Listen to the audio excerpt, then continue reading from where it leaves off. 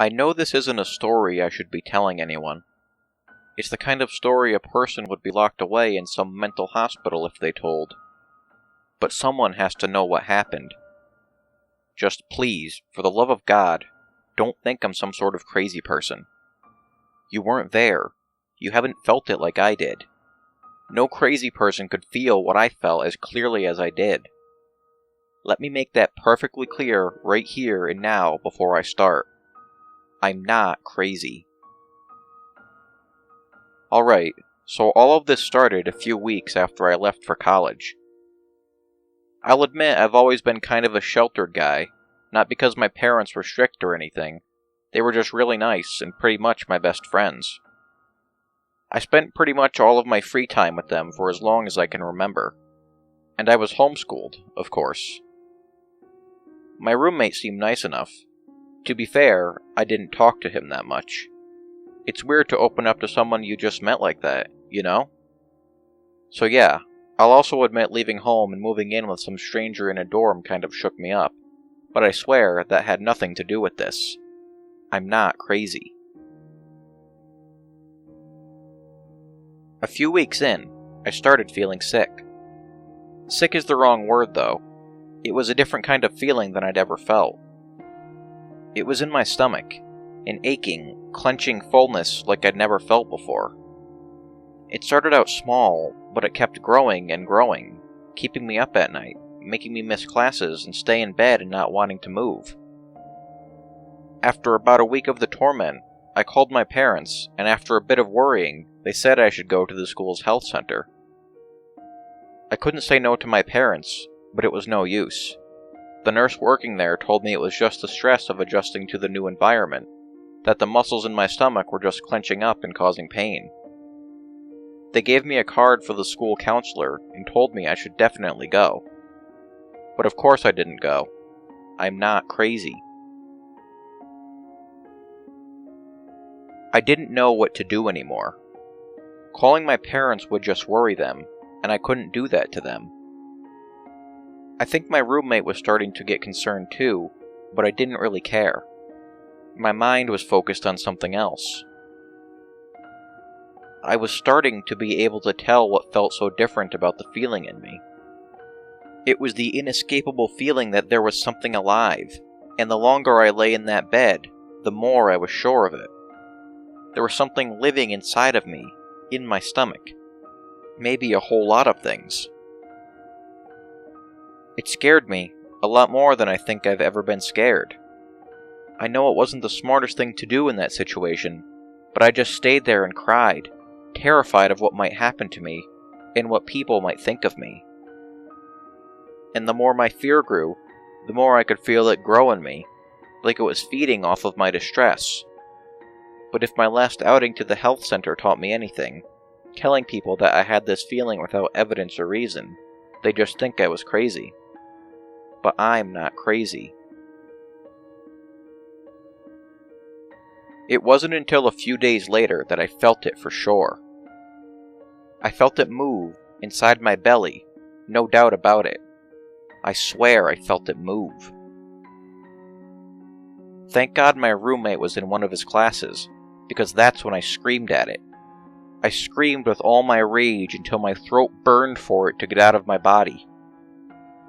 All that did was make it writhe around in me more, spread itself further across my insides, clench tightly onto them, and shoot pain through my body. I needed to get this thing out.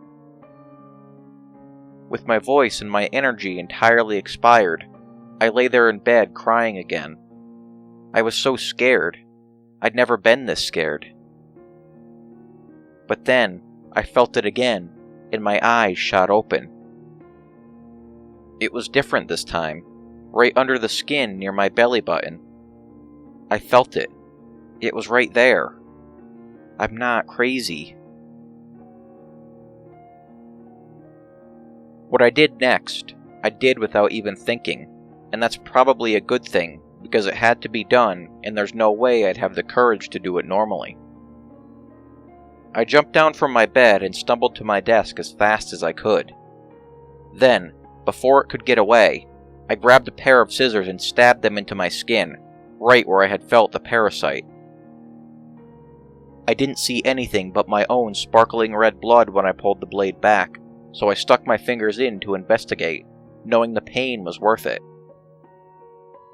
My fingers searched desperately for whatever it is that was inside me, tearing the wound open further to get a better look and prodding desperately for anything that wasn't myself. But they couldn't find anything. How could they not find anything? It was right there. I knew it was there. I would bet my life on it. I'm not crazy. I knew. It had hidden deeper, but I was sure it was in there, just out of reach, out of sight. I stuck the scissors in again, dragged them across my stomach, and put them back on the desk. I needed both hands. Then, even though it made my eyes water, I grabbed the bottom flap of my skin from the cut and peeled it down, revealing the shiny red muscles underneath to the air. It stung like hell, and the blood started to soak my pants and underwear, but I needed to see this thing for myself. You have to believe me, it was just gone. It must have burrowed deeper. That's the only explanation. I'm not crazy. Right then, at the worst possible moment, my roommate came back from his class.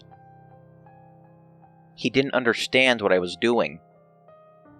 He gasped and put a hand to his mouth, then ran to my side and asked if I needed help. I didn't need help. I would get this damn thing out of me myself. I was about to push him away when I saw it. It was quick, but I saw it. Something moved. Something moved, but I saw it. I swear I saw it. There was something right under his skin, under the skin of his neck. He had one too, didn't he? I acted without thinking again and shoved the scissors in, right where I saw the movement, right into his neck. I didn't get a chance to see if I hit the parasite or not. He covered his neck with his hands. Then, after some wet coughing, he fell onto the floor.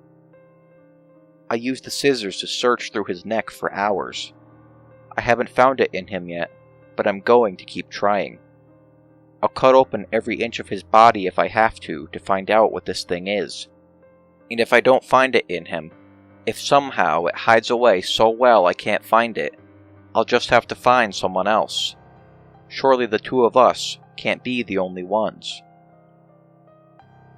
Yes, if I don't find it in him, whatever this thing is, I'll just have to open up the other people in the hall and take a look inside. Maybe if I keep them alive this time, it won't disappear once I cut them open. This thing can't hide forever. I'm going to find out what it is, and I'm going to get it the hell out of me. I just want it out of me. Is it crazy for me to just want things to go back to normal?